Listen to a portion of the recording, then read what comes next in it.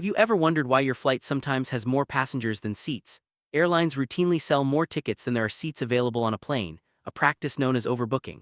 This isn't a mistake, it's a deliberate strategy. Airlines know that not every passenger shows up for their flight due to cancellations, missed connections, or last-minute changes. By overbooking, they maximize their revenue and ensure that flights depart as full as possible. This scene sets the stage for understanding the logic behind overbooking and why it's become a standard industry practice. Next, we'll dive into the mathematics and statistics that airlines use to make these decisions. Airlines rely on sophisticated mathematical models and statistics to decide how many extra tickets to sell.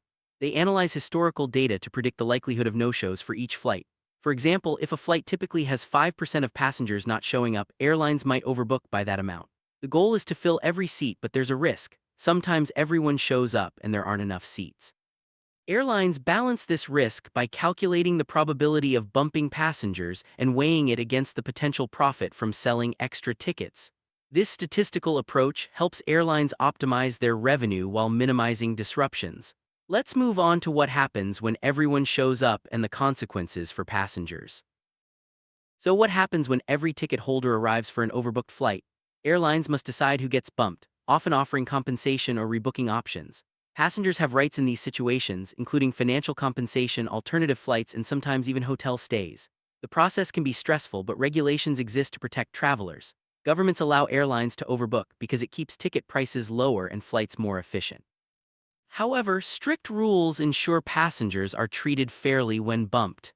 In summary, overbooking is a calculated risk that benefits airlines and indirectly passengers, but it's important to know your rights if you're ever affected.